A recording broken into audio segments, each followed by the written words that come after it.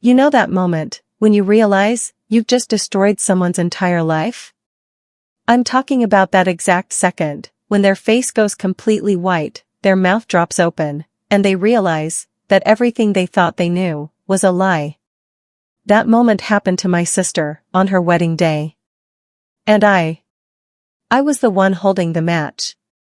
Let me paint you a picture. It's Saturday afternoon.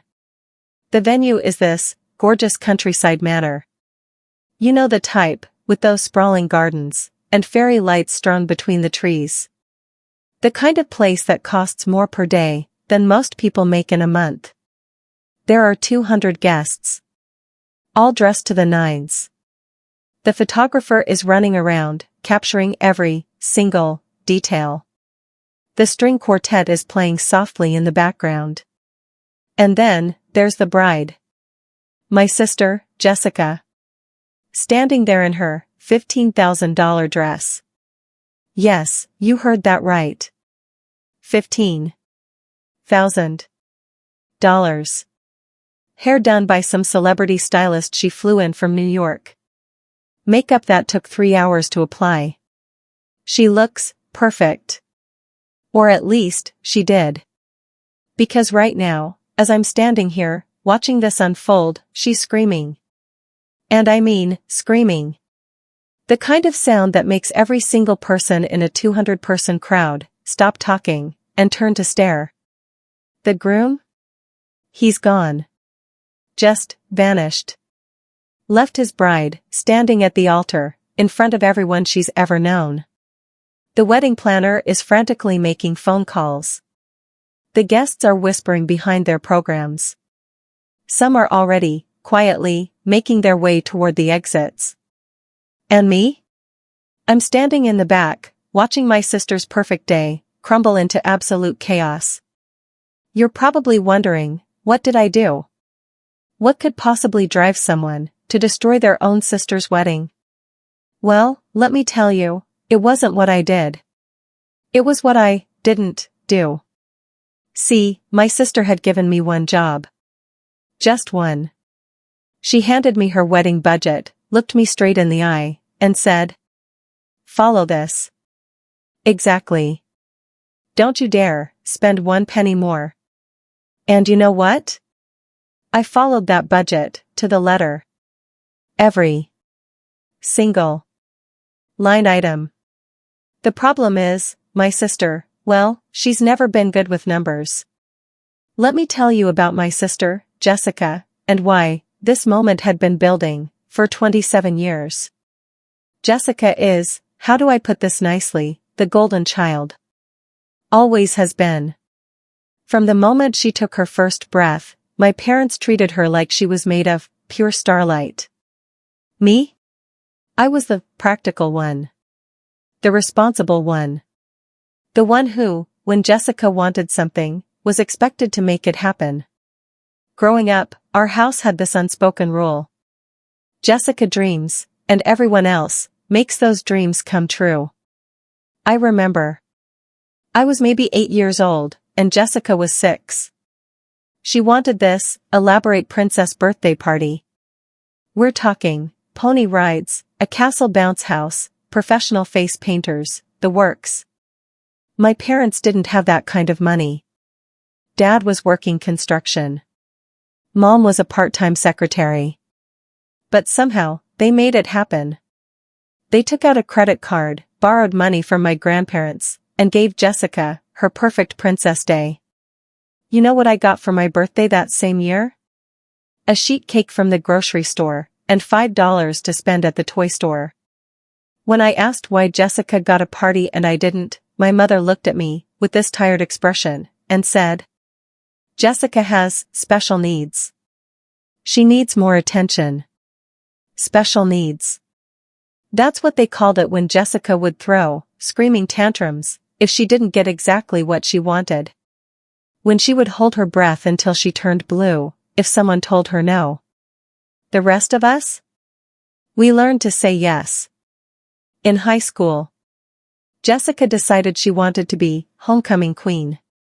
Not just wanted, decided. Like it was already decided by the universe. So my parents, they spent hundreds of dollars on campaign materials. They threw parties, bought boats with pizza and soda, basically, bought her that crown.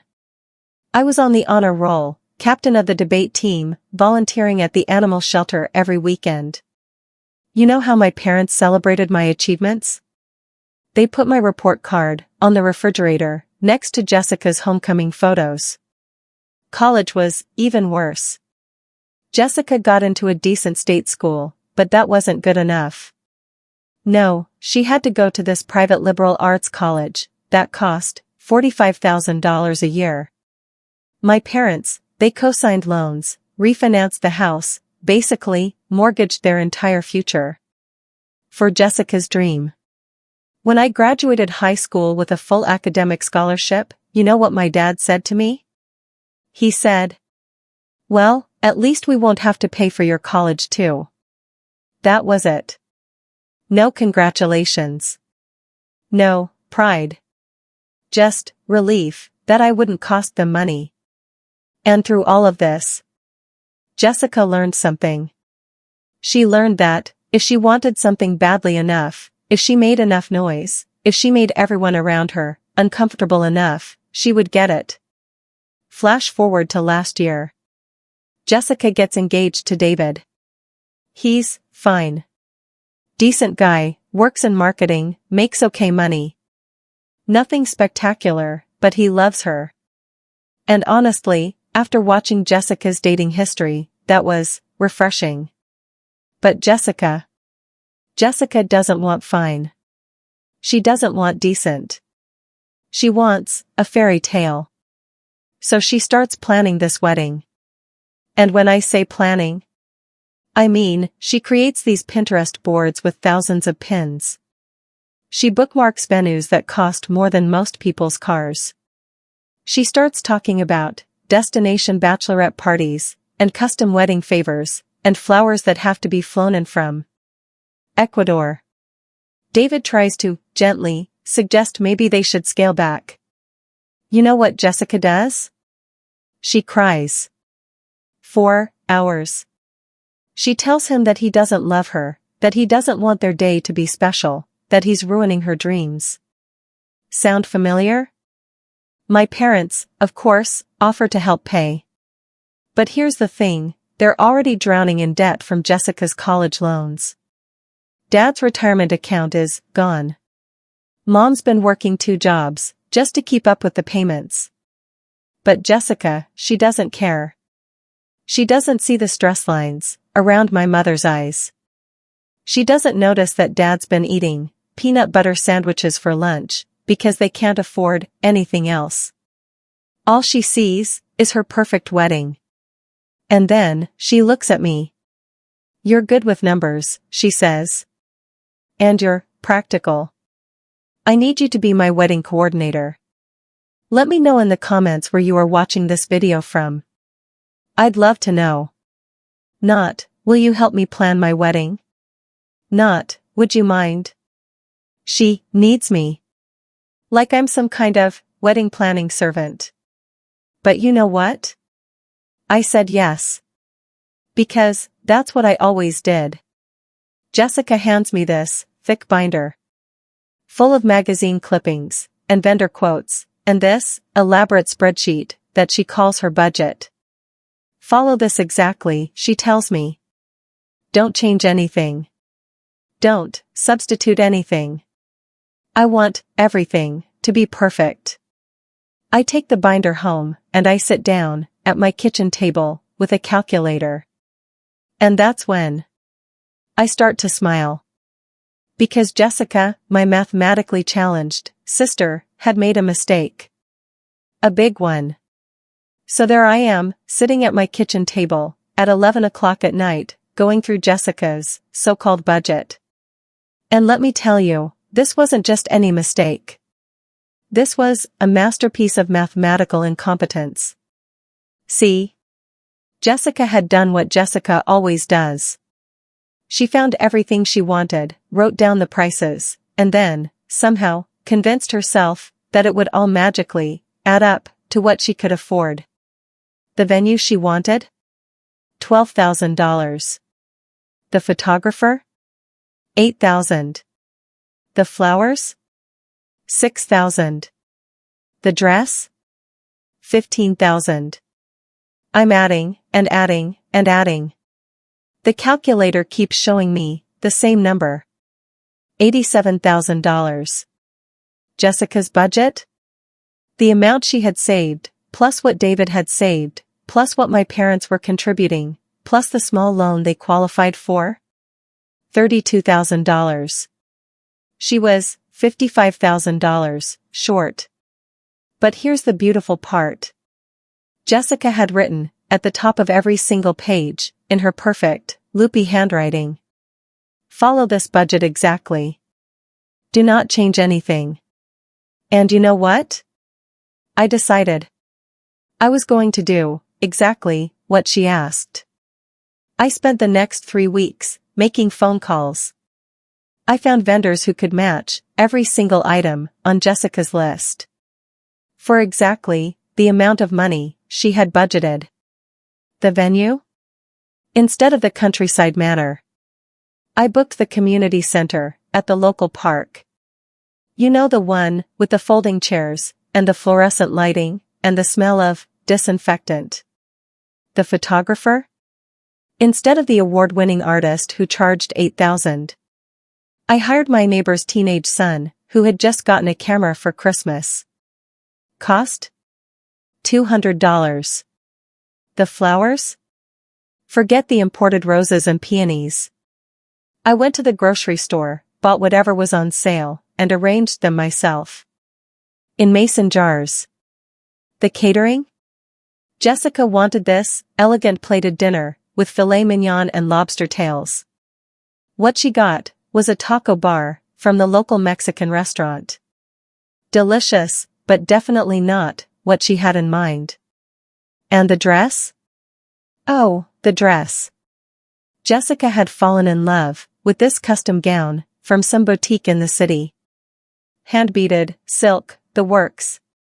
I found her the exact same style at a discount bridal warehouse. For $300. It was polyester, and the beading was plastic, but it looked almost identical. In the photos, from a distance, you probably couldn't tell the difference. The entire time I'm making these arrangements, I'm sending Jessica updates. Photos of the venue, samples of the flowers, confirmation emails from vendors. And here's the thing. Jessica barely looked at them. She was too busy posting about her upcoming wedding on social media. Too busy having spa days and shopping for lingerie and going to pre-wedding parties. She trusted me. She actually trusted me to handle everything. 2 days before the wedding, she calls me. "Everything looks perfect," she says. And I can hear the smile in her voice. "I can't wait to see it all come together. You're the best sister in the world." The sound of Jessica's heels clicking across that asphalt parking lot, it was like a countdown timer. Click. Click. Click. I'm standing by the entrance, watching through the glass doors as she approaches. She's still in her getting ready clothes, a silk robe and slippers, hair in curlers. The bridal party is trailing behind her, carrying garment bags and makeup cases. She's talking animatedly, probably about how excited she is to see everything come together. The door opens. Jessica steps inside, and time stops. Her mouth opens slightly. Her eyes scan the room. The folding chairs. The fluorescent lights. The mason jars with wilted carnations. For maybe 10 seconds, there's complete silence. And then, "What the hell is this?" Her voice echoes through the community center.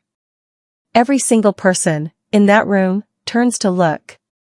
"This is your wedding venue," I say, calmly. "Just like you requested."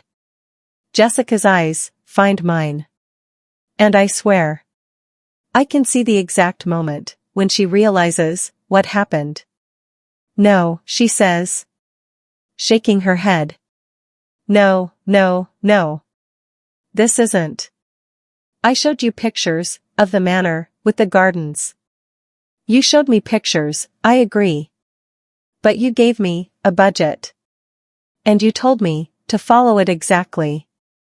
I pull out her binder. Open it to the first page, where she wrote, in her own handwriting, follow this budget exactly. The manor cost $12,000, I explain. Your venue budget was $800. This place costs exactly $800. Jessica stares at the binder. Then at the room. Then back at the binder. But I didn't mean. She starts. You didn't mean what? I ask. You didn't mean follow the budget? You didn't mean exactly? The bridal party is standing behind Jessica, looking horrified. One of them, her maid of honor, Sarah, whispers. Jess, maybe we can figure something out. But Jessica, she's not listening. She's looking around at the 200 guests, who are all staring at her. Watching her perfect day crumble. Where's David? She asks suddenly. Where's my husband? That's when I notice. David is nowhere to be seen. He was here earlier, I say. But when he saw the venue and realized what was happening, he left. He left? Jessica's voice cracks. What do you mean, he left? I pull out my phone, show her the text message that David sent me 20 minutes ago. I can't do this. Tell Jessica. I'm sorry. But I can't marry someone who lives in a fantasy world. Someone who would bankrupt her own family for one day. I'm done. Jessica reads the message once. Twice. 3 times. And then she starts to laugh. But it's not a happy laugh. It's the kind of laugh that makes everyone step back. The kind that says someone is breaking apart. He left me, she says, to the room full of people. My groom left me because the wedding isn't fancy enough. No, I say quietly. He left you because you spent 3 months planning a wedding you couldn't afford. Because you expected everyone else to figure out how to make your dreams come true. Jessica whirls around to face me. And for the first time in my entire life, I see something in her eyes that I've never seen before. Fear. You did this, she whispers. You sabotaged my wedding. I did exactly what you asked me to do. You knew. Her voice is getting louder. You knew this wasn't what I wanted. The entire room is watching now. 200 people, silent as graves, witnessing Jessica's complete meltdown. What you wanted. I say, and my voice is steady, calm. And what you budgeted for were 2 completely different things. I followed your budget. Exactly like you told me to. My mother steps forward. Girls, she says, in that voice she used when we were children. Let's not do this here. But I'm done. I'm done being quiet. Done being practical. Done cleaning up Jessica's messes. No, Mom, I say. Let's do this right here. In front of everyone. I turn to face the crowd. All these people who came to celebrate Jessica's perfect day. How many of you, I ask, loudly enough for everyone to hear. How many of you know what this wedding was supposed to cost? Silence. $87,000, I announce. For one day. One single day. I hear gasps. Murmurs. And how much, do you think Jessica and David actually had to spend? More silence. 32,000. Which means, this wedding, the one she planned, would have put them $55,000 in debt before they even started their marriage. Jessica is staring at me with pure hatred. But the best part, I continue. The absolute best part is that when I told Jessica that her math didn't add up, when I showed her that she couldn't afford her dream wedding, you know what she said? I pause for dramatic effect. She said, "You're smart. You'll figure it out." The room is completely silent now. So I did, I say. I figured it out. I gave her exactly what she budgeted for. Jessica makes this sound. It's half sob, half scream. "You ruined everything," she whispers. And that's when I deliver the final blow.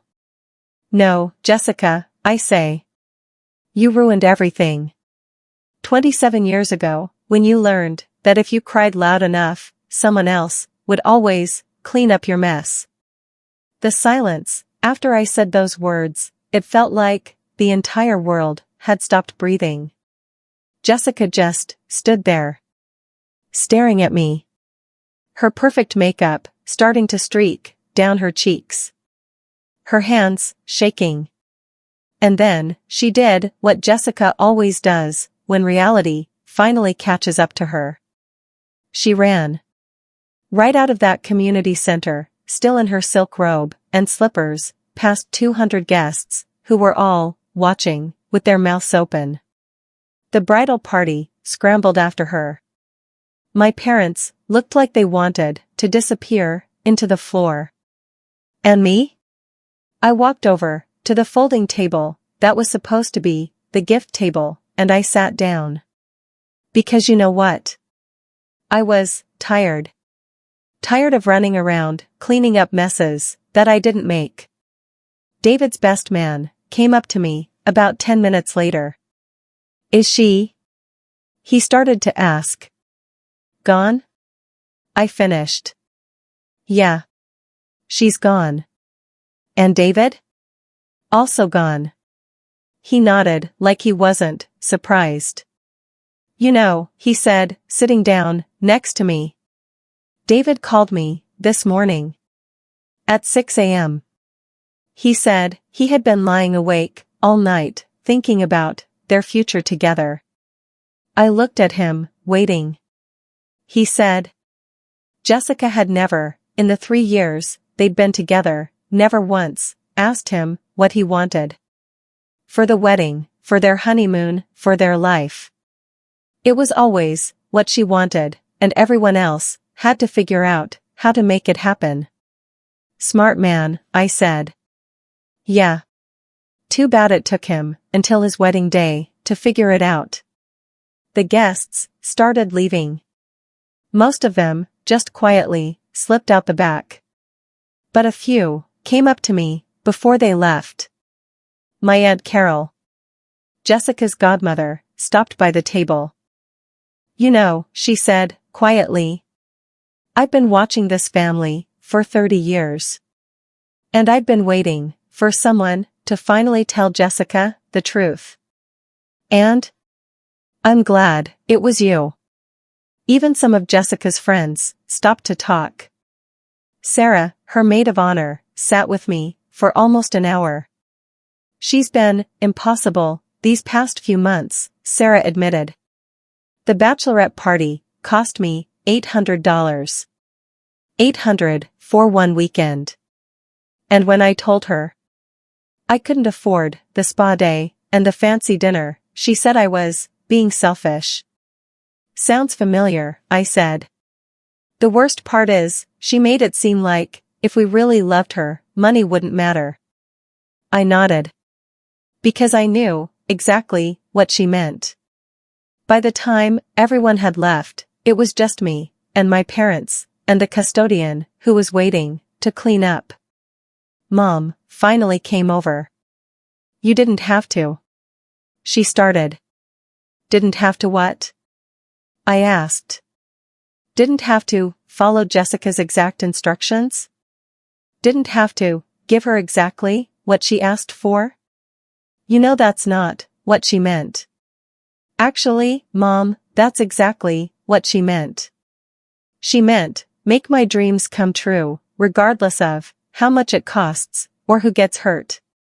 Dad was standing by the door, looking older than I'd ever seen him. She's devastated, he said. She should be, I replied.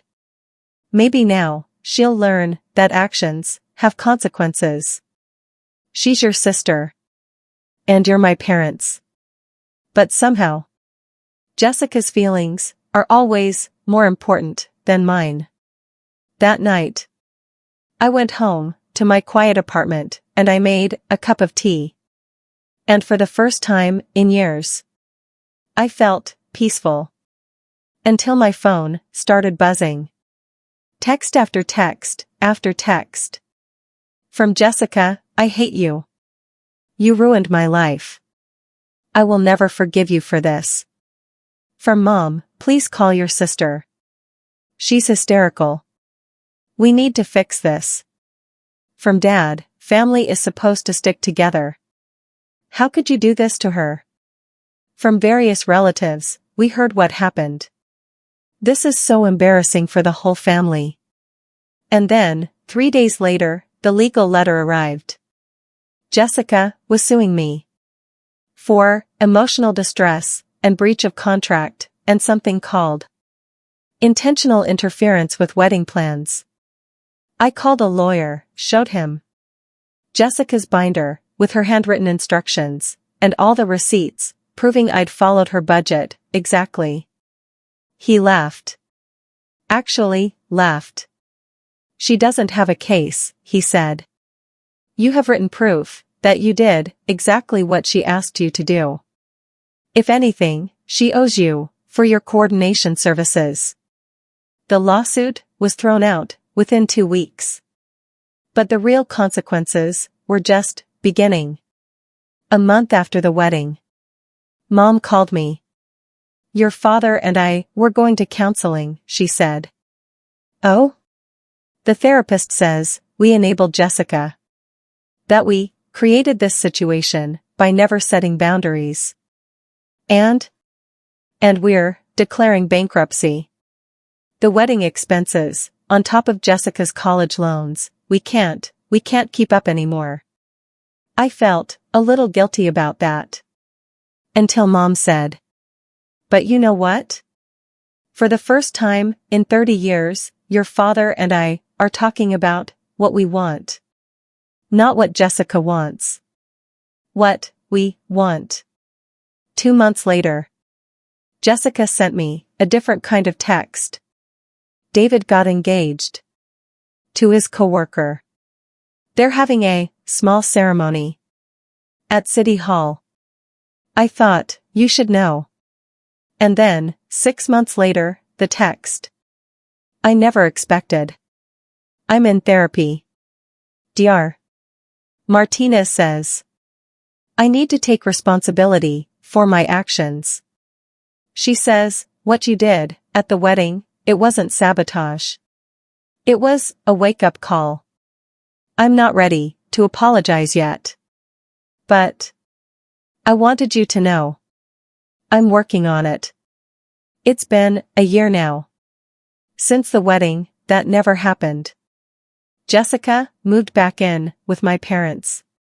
She's working at a local bank as a teller. Nothing glamorous, but it's honest work with a steady paycheck. She's dating someone new. A teacher who drives a Honda Civic and takes her to chain restaurants. And you know what? She seems happy. Not the manic, desperate happiness of someone chasing an impossible dream. But the quiet, content happiness of someone who's finally living in reality. We don't talk very often. But when we do, she doesn't ask me to fix her problems anymore. And my parents? They sold the house downsized to a little condo, and Dad, finally retired. They seem lighter somehow. Like they'd been carrying a weight for 30 years, and someone finally let them put it down. You know, people always ask me if I regret it. If I feel bad about what I did to Jessica's wedding. And honestly, the answer is complicated. Do I regret that Jessica was humiliated in front of 200 people? That her relationship with David ended? That our family went through months of awkwardness and anger? Of course I do. I'm not a monster. But do I regret finally standing up for myself? Do I regret forcing Jessica to face reality? Do I regret following her exact instructions instead of cleaning up another mess that she made?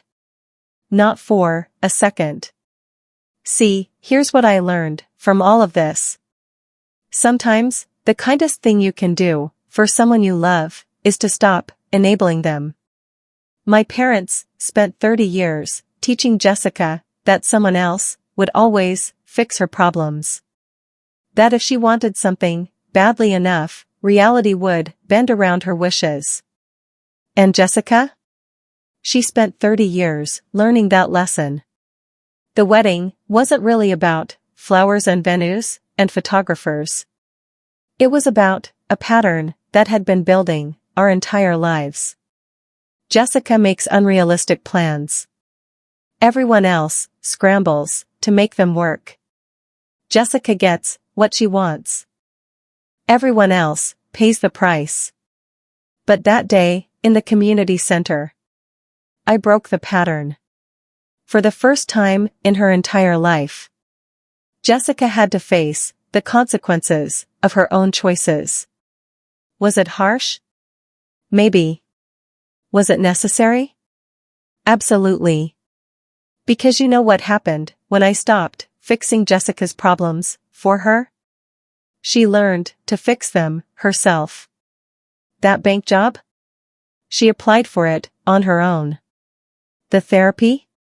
She found Dr. Martinez herself. The new boyfriend? She met him at a coffee shop where she was reading a book about financial responsibility. Jessica finally grew up. And me? I learned something too. I learned that you can love someone and still refuse to enable them. You can care about someone and still let them face the consequences of their actions. I learned that, sometimes, the most loving thing you can do is to say no. My relationship with Jessica will probably never be the same. And that's okay. Because the old relationship wasn't healthy, anyway. She was the princess, and I was the servant. She made the messes, and I cleaned them up. Now? We're just two adults figuring out how to be sisters on equal terms. It's messier than the old way. More complicated. But it's honest. And for the first time in my entire life, when Jessica calls me, it's not because she needs me to fix something. It's because she wants to talk. So if you're listening to this, and you recognize yourself in my story, if you have someone in your life who always expects you to make their dreams come true, maybe it's time to hand them their own budget. And let them figure out how to make it work. Trust me. They're stronger than you think they are. And you? You deserve to stop being the cleanup crew for someone else's unrealistic expectations. Sometimes, the best gift you can give someone is the chance to fail. And then, the chance to figure out how to succeed on their own. If you liked this story, check out this other one on the screen. It's about a mother-in-law who thought she could redesign my house while I was on vacation. Spoiler alert, she was wrong. See you there.